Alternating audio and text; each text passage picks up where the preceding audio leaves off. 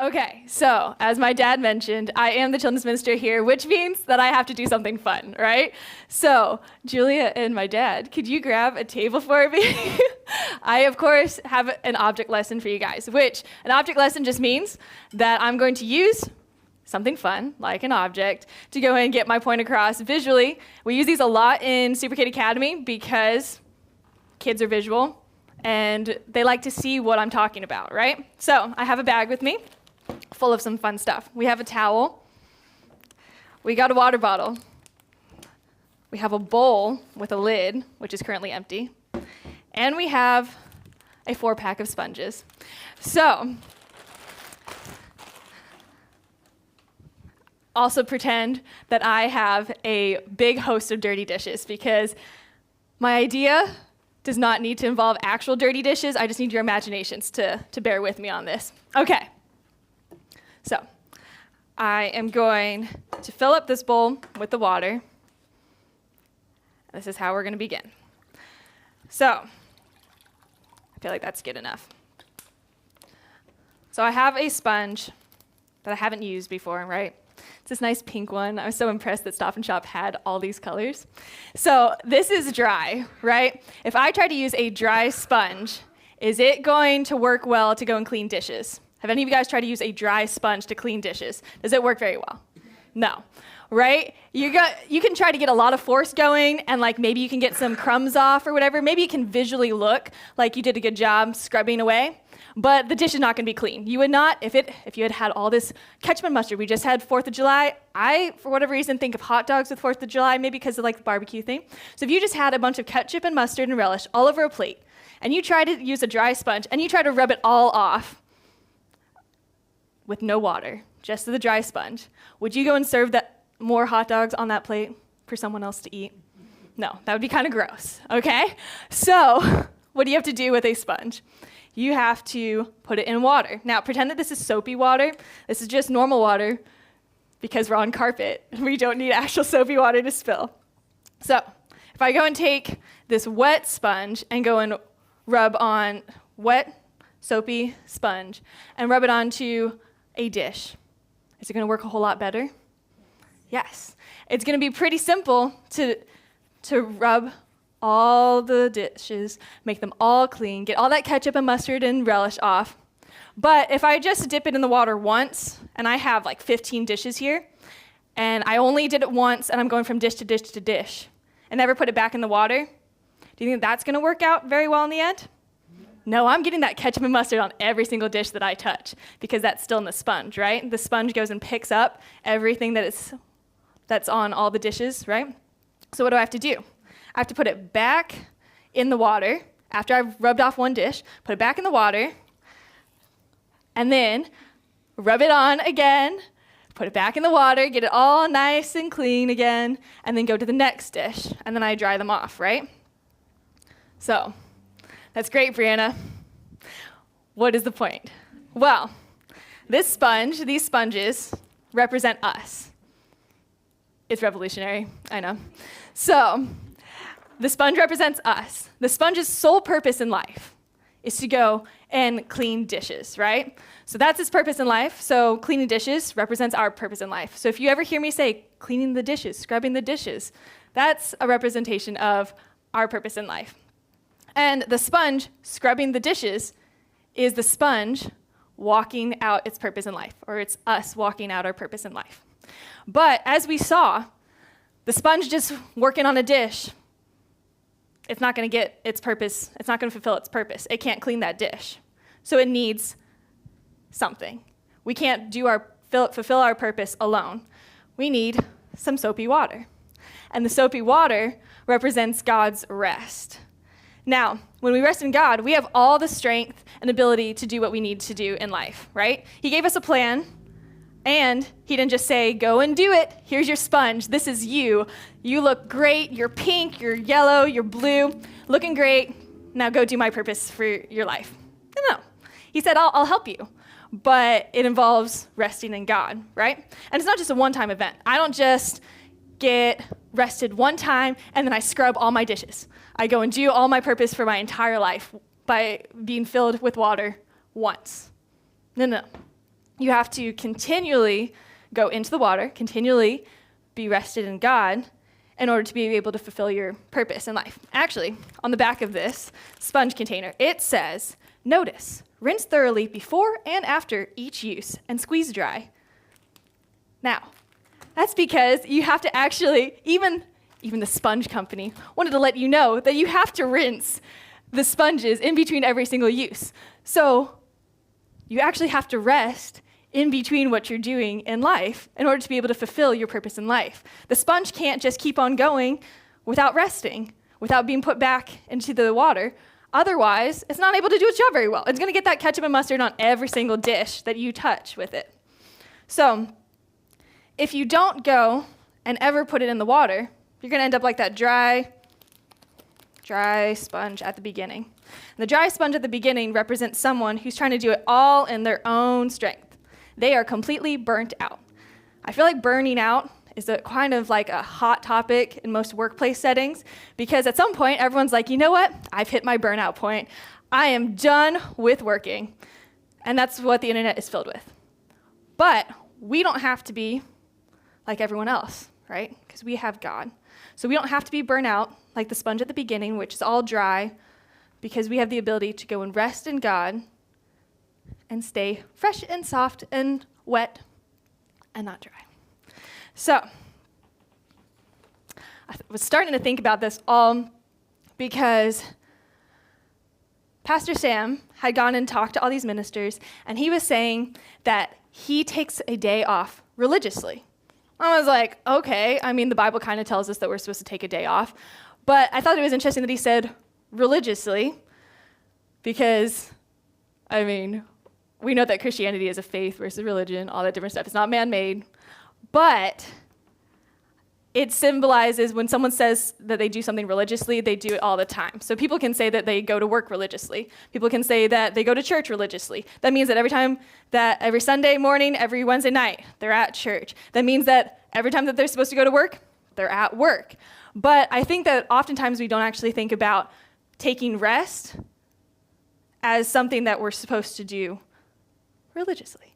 So our purpose in life can't be fulfilled apart from God, right? We can try, but we're not going to get the same end result if we don't follow the manual, right? If I don't follow this package saying rinse thoroughly before and after each use and squeeze dry, I am not going to get my best use out of this sponge, right? So if God goes and tells us, believe it or not, if you rest, life is going to be good for you. If I don't believe that, then I'm going to end up like the dried out sponge. Mm-hmm. But if I take the owner's manual, which I'm about to read you the owner's manual on what the Bible says about this, if I read the owner's manual and I do it, I'm going to have a nice sponge and I'm going to be able to fulfill my purpose in life. So in Matthew 11, verses 28 through 30, Jesus is talking to his disciples, and he says, come to me, all you who labor and are heavy laden, and I will give you rest. Take my yoke upon you and learn from me, for I am gentle and lowly in heart, and you will find rest for your souls. For my yoke is easy and my burden is light. So here, Jesus is telling you where the rest comes from. It comes from God. So that's pretty helpful right there. Now, I really liked the Passion Translation's version of this verse because it ties in well with my sponge analysis. So Matthew 11:28 verses 11:28 through 30 in the Passion Translation says, "Are you weary, carrying a heavy burden? Come to me. I will refresh your life, for I am your oasis. I am your soapy water.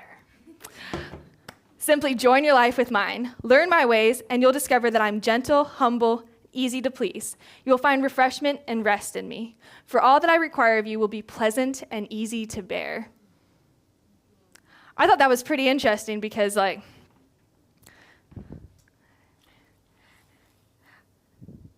you have water, it's pretty easy to clean dishes.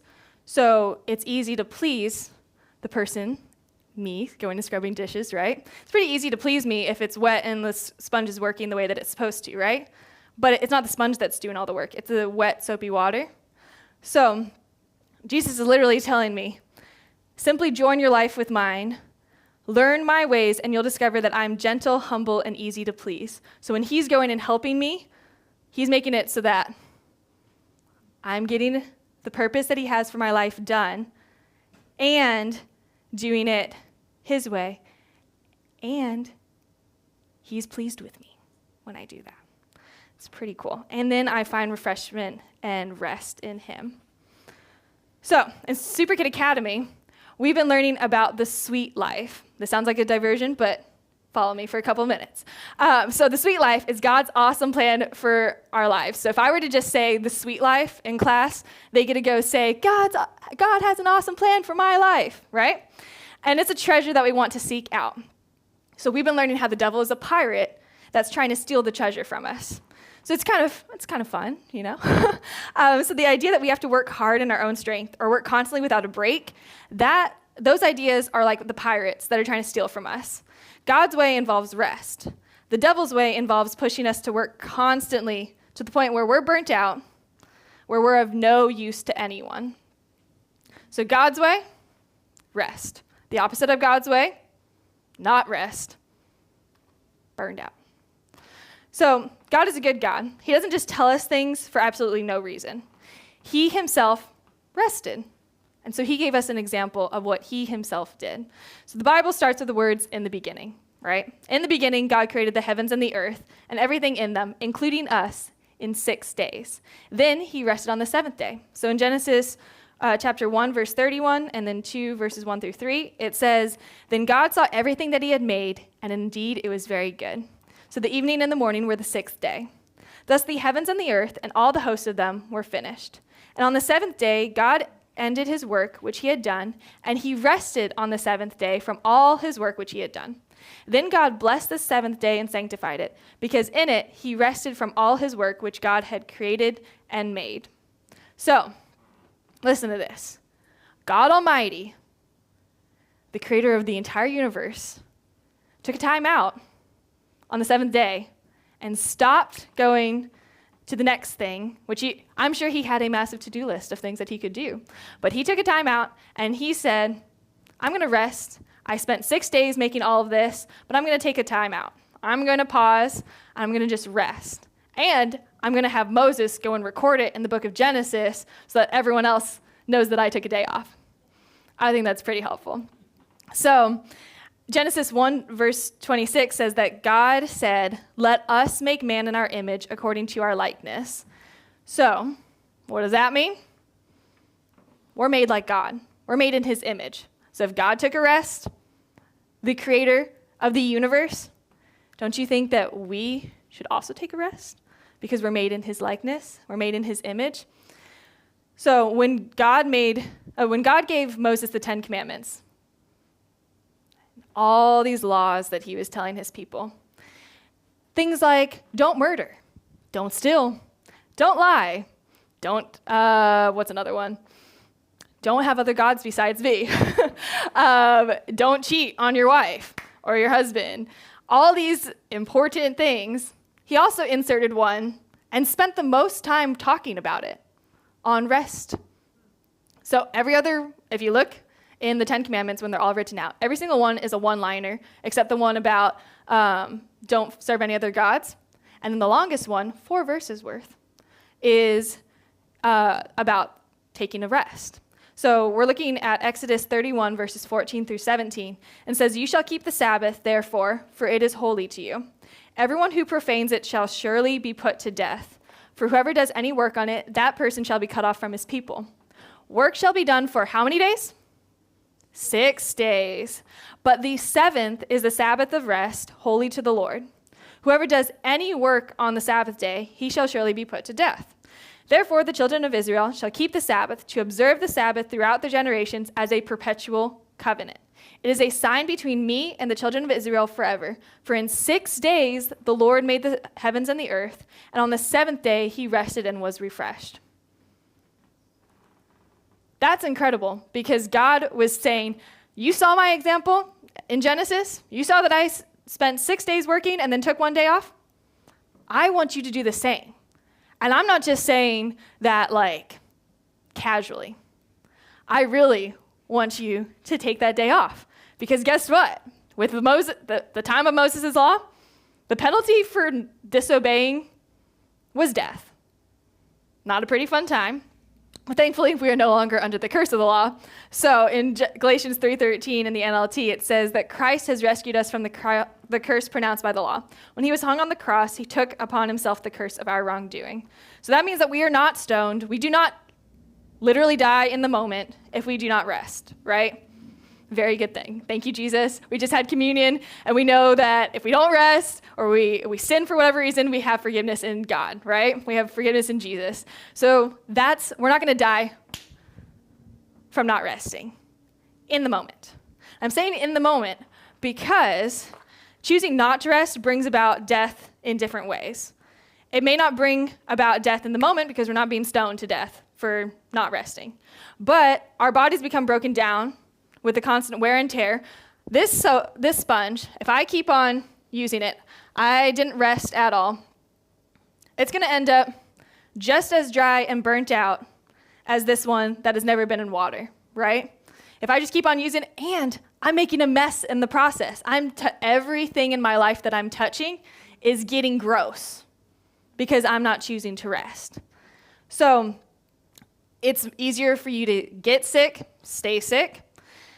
The stress of everything overcomes us because we're not taking a time out and seeing the bigger picture. We're just focused on this, and we're like, oh my gosh, the world is ending. It's not ending. Just take a time out. Rest with God. The world is not ending. You're okay. But when you're in the thick of things and you're not taking a rest, it's so much easier to think that the world is ending. We become physically, mentally, and spiritually deficient. We're not spending time with Jesus, so suddenly the world is ending all the time. It's not ending. Jesus is He's God. He's got us. We're going to be okay. But when we're not resting, we're constantly working our body too much, where our brain gets fatigued. We're not spiritually alive and happy and everything. We're just leaking out. The sponge has no more water in it, and it becomes dry, right? So people can even die young after they run hard for a very long time because God designed us to rest, right? We just saw that he himself rested. We are made in his likeness, and he commanded us to also rest. So we are designed to rest. And when we go against his design, we open up the door to the devil, actually, to steal, kill, and destroy us. So choosing not to rest is not considered by pretty much anyone as just as much of a sin as breaking any of the other 10 commandments. Everyone's like, okay, I consciously will not murder this person. I'm not going to steal from them. I'm not going to lie to them. I'm not going to cheat. All those different things. Everyone's like, okay, I got that in my brain. I know that I'm going to jail. I could commit fraud. That's jail worthy. I could murder someone. That's jail worthy. So we know we're not supposed to do all these different things. But we will blow through a day of rest like it didn't even happen and not even consciously think of it because to us, it's not that big of a deal. We're thinking, I got to do all these other things, but we don't realize taking the time to rest is just as important as everything else. God commanded that up with the top 10. These are the top 10 that he was like, guys, you want to take a day off and rest. So we want to look at John 10:10. It says, the thief does not come except to steal and to kill and to destroy, right? I, Jesus, have come that they may have life and that they may have it more abundantly. So again, whatever God's plan is for us, the opposite of that would be the devil's plan for us, right? Because he wants to steal, kill, and destroy. So if God's plan is abundant life, and that involves rest, then not resting would be the opposite of God's plan, which would be stealing, killing, and destroying us. So I was reading Mark along with the youth last month, and since we're reading through the New Testament every year with them, and the last few verses in Mark 2 struck me differently as I was reading them. So the Pharisees were getting all mad at Jesus' disciples because they were taking these heads of grain off while they were walking through a field, and they're going and eating it. Oh no, the world is over. They're working on the Sabbath, right? So Jesus is like, time out. Here's a little bit of a taste of your own medicine. Here's some hypocrisy going on with you. Do you know that you go, if there's a sheep in the ground or something like that stuck in a well, you go and pull it out, right? You don't just leave it there until the next day, until Monday morning. Okay. So he goes and points it out. But then he says in Mark 2, verses 27 through 28, he says, and he said to them, the Sabbath was made for man, and not man for the Sabbath. Therefore the Son of Man is also Lord of the Sabbath. So here he's saying, guys, don't get so legalistic about this that you're freaking out because someone's going and plucking some grain off and eating it. Jeez Louise, calm down. But he is saying the Sabbath was made for man. God made the Sabbath because we needed it. He didn't just have the Sabbath for funsies. It was part of his design. He designed the Sabbath for man. He didn't just add it to the list of do's and don'ts. Okay, don't steal, don't murder, don't do this, don't do that, and do take a day off and rest. He wasn't just doing that for no reason. He was doing it because it's in our best interest if we rest. Taking a day off and resting is part of the sweet life that God has promised for us. Now, let's look at someone who had a pretty big purpose in his life, and let's see, did he rest? Did he not rest? This man was Jesus. Jesus lived on the earth. Do you know that he only lived for 33 years? Do you know that of those 33 years, he only did ministry for 3 years? 3 years. Most of our preschoolers, that is their lifespan, 3 years. In 3 years, you have 365 days times 3, so like a little over 1,000 days. He didn't have that much time, but he still chose to rest. Now, there is this seemingly profound question a couple years ago circulating the internet. If you had 2 weeks, if you knew that you had 2 weeks left to live, what would you do differently? And everyone's like, oh my gosh, I would go do all my bucket list things. I'd be traveling, I'd be seeing people, I'd be doing all the different things. Jesus knew the timetable on his life. He knew he had 3 years of ministry. He had 30 years of other life, right? He was prepping for his ministry time, but he had 3 years of actual ministry. And he still took time to spend time with God. Now, this time, he was able to rest with God, but it was also giving him direction for where he was supposed to go. Oftentimes, if we don't take a rest, we just get used to the grind every single day, and we're going in the same direction. And then we just keep on going in that direction. And we don't take a time out and realize, is this what I'm supposed to be still doing now? It may have been what I was supposed to do a year ago, but am I realizing this is what I'm supposed to do now? Well, if we just keep on chugging along, we're like, okay, I work, I go to church. I work, I go to church. And I'm not asking for any change, right? I'm not seeing if God still wants me to be going in that direction, right? But when we take the time out to rest, not only are we refreshing our souls, but we're also figuring out, where does God want me to go? So in Mark 6, there are 2 instances where Jesus took time out in the midst of all the craziness going on. Like if you read the Gospels, there's miracle after miracle. There's craziness after craziness. They're going from person to person, place to place.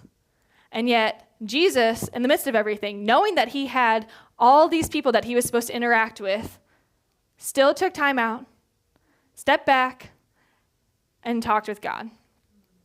So in the first one that we're going to look at for some context, the disciples had been sent out 2 by 2 to go spread the gospel. This was like Jesus giving them training wheels. I'm still here on earth, but I need you to go out and go and tell people about me, right? And then they all come back. And they're coming back to Jesus. And in verses 30 through 32, it says, Then the apostles gathered to Jesus and told him all the things, both what they had done and what they had taught. And he said to them, Come aside by yourselves to a deserted place and rest a while. For there were many coming and going, and they did not even have time to eat.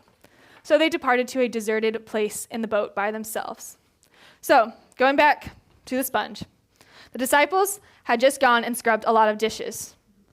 And instead of trying to go on to the next assignment, which everyone was going, there was a lot going on. They're so busy, they're coming and they're going. They don't even have time to eat.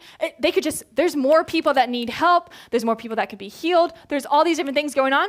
And Jesus told them, hey, go back in the water. Get rest. Go to a deserted place. Deserted means there are no people around. There are no distractions. Go spend time with me.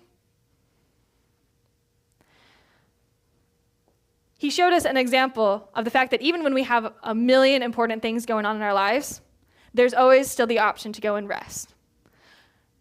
There's never an excuse, even if it seems like there's so much to do. in the midst of Jesus' 3 years of ministry and all these disciples getting trained and all this different stuff, he only had 3 years to go and train them because these were going to be his spokespeople after he died and was risen from the dead and went to heaven. These are the people that are left on earth. You would think that you need to have all this extra time with them, but he timed out, told them to go to a deserted place and rest, right? In the second place in Mark 6, this is right after Jesus had just fed the 5,000 with 2 loaves and 2 fish.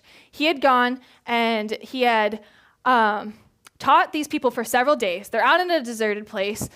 They're at the point where they're like, oh my gosh, you don't have any food. We can't send all the multitudes away because then they're going to faint on their way home, and then that's not good.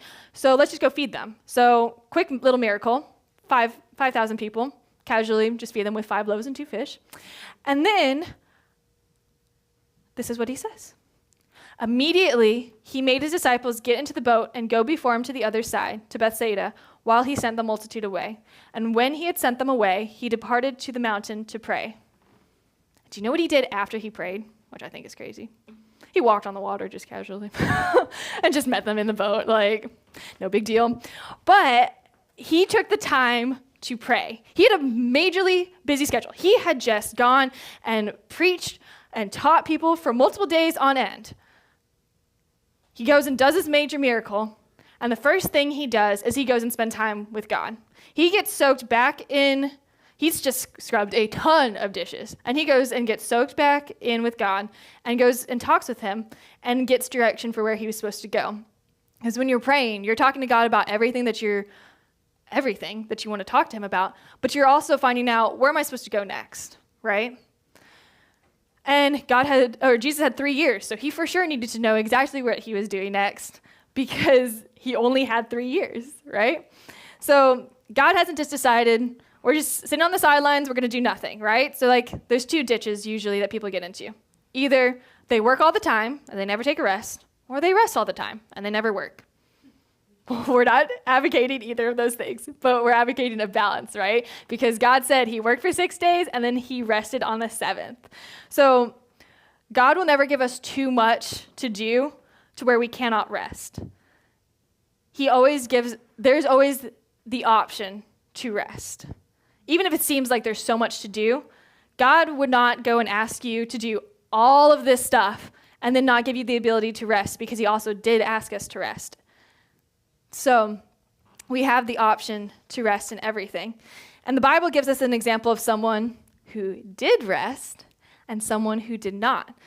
And they were 2 sisters who had the greatest honor of hosting Jesus in their home. Let's go read about the 2 paths that the sisters took. In Luke 10, verses 38 through 42, it says, "Now it happened as they went that he entered a certain village, and a certain woman named Martha welcomed him into her home. And she had a sister called Mary, who also sat at Jesus' feet and heard his word. But Martha was distracted with much serving." She's scrubbing a lot of dishes. "And she approached him and said, 'Lord, do you not care that my sister has left me alone to serve? Left me to serve alone. Therefore, tell her to help me.' And Jesus answered and said to her, 'Martha, Martha, you are worried and troubled about many things. But one thing is needed, and Mary has chosen that good part, which will not be taken away from her.'" So let's pause here for a second. Martha was distracted with much serving. And sometimes we can feel super overwhelmed with everything going on, and they could be good things that we are supposed to be doing. They're important things. What Martha was doing was not unimportant. She's serving, which is great, but she's going and talking to Jesus, interrupting what he's doing. And it's like, "Jesus, don't you see that I have all this stuff to do? Help me out here." And Jesus' response is, "I'm the solution. Mary is doing what she's supposed to be doing. She's going and resting in me," right?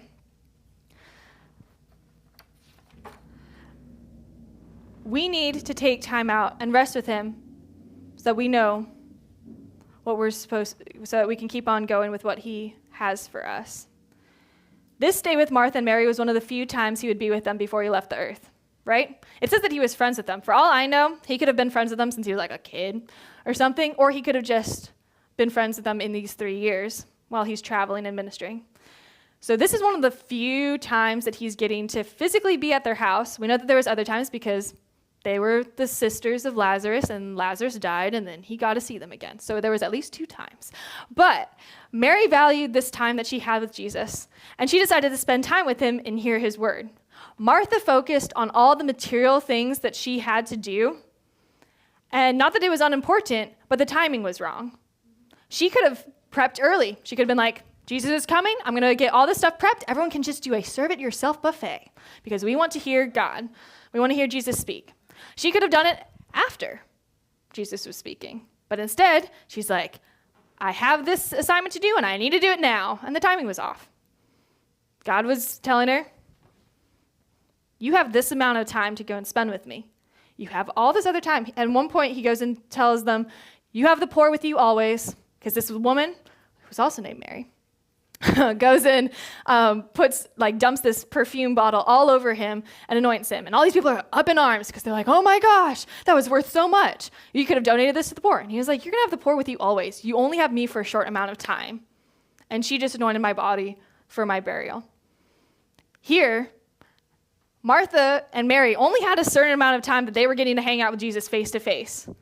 And instead of going and realizing, I need to rest, Martha's sounding a little bit burnt out, a little bit like this dry sponge, and she's freaking out. She can't scrub any more dishes by herself. She's trying to do it all on herself. And Jesus is like, girl, there is help for you.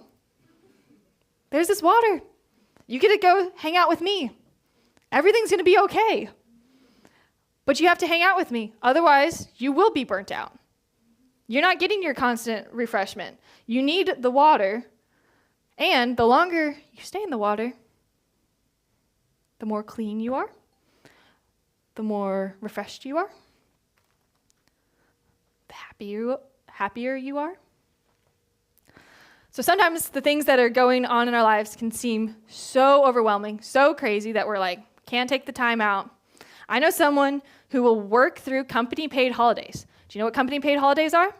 That means like a 4th of July, when theoretically everyone is celebrating and doing different things like that, and no one is online, so no one's filling up your email inbox, no one's doing anything, but she will work through company-paid holidays because she feels if she takes the day off, it's going to be worse the next day at work. She's not going to be able to get back and get on top of things, right? But doing that in the long run, that's not sustainable. There have been people that literally die young because they try to work at a breakneck speed and never take a day off, and that your body just will give out at some point. That's not a sustainable pace. So, I want to encourage all of you guys, as well as me, that as we go into this week, we want to choose to take time to rest. Now, maybe right now you're not taking off any days, and you're just like, oh my gosh, the world is kind of crazy. I don't think that taking a whole day off is possible for me. First off, let's go back to my thought earlier. As Pastor Sam was saying, he takes off a day religiously. Where there is a will, there is a way. So, even though right now it may seem like taking off a whole day, that's crazy. Well, you can start small. You can start taking a little bit of time every day, spending time with Jesus, and then make it a little bit longer on one of the days. So maybe you've only spent like 5 minutes every single day. Totally awesome. Then maybe spend 10 minutes on one day. Just make it a little bit longer. But where there is a will, there is a way. You can make it so that you can follow what God has put into his plan for you guys, because then you're going to see the best results. Like, the more time that you spend with him, the more time that you spend actually like resting and everything, the more you're going to want it, the more you're going to need it, the more you're going to realize, oh my gosh, maybe God was smart in what he's laying out. Maybe this is a good idea. You'll start to like crave that time away, and you can go and block everyone else out. I know with like birthdays and stuff like that, or different important events, people will make sure that nothing else is scheduled over that time. You make sure that you go to work every single day. Otherwise, you don't have a job. You make sure that you go to church because you know that it's good for you, right? You go to church, you go to work, you go to, bowling every Tuesday, or soccer practice every Thursday and Friday, or all these different things. You go to different games. You have routines already in place. So there is the ability to make a routine, and now it's just a routine of actually resting. So on my days of rest, do I spend 100% of my day reading the Bible? No, I do not. I do spend time reading the Bible, but I also realized I like doing puzzles, and when I'm doing puzzles, I like to pray in tongues and listen to music, and it's actually like a really fun time for me. So sometimes I'll do that on a random day off, or I'll hang out with my family, or I'll crochet, or I'll play solitaire, or I'll watch a movie, or different things like that. So I'm finding things that relax and cause me to rest in the natural, as well as spending time with God so that I get refreshed spiritually at the same time. And yes, I do spend an entire day usually doing nothing except these random fun things. And I'm not burnt out. I am not the dry sponge, guys, because I spend time in the water, spending time with Jesus, spending time relaxing and resting. And it's possible for everyone to as well, because God wouldn't tell you, hey, this is a good thing to do, you should do it, if it wasn't possible, right? So I want everyone to be a sponge this week. That's nice and wet. Spend time with God. Have fun. Relax. Maybe don't look at your work email for one day. That's a thought. Have fun. And with God, we can be a very useful sponge, doing everything that we need to do while also being rested and relaxed and not living a life full of crazy stress or living a life where we burn out quick. Because God, that's not his plan for us. Our plan for us is to be this little sponge, all happy and content.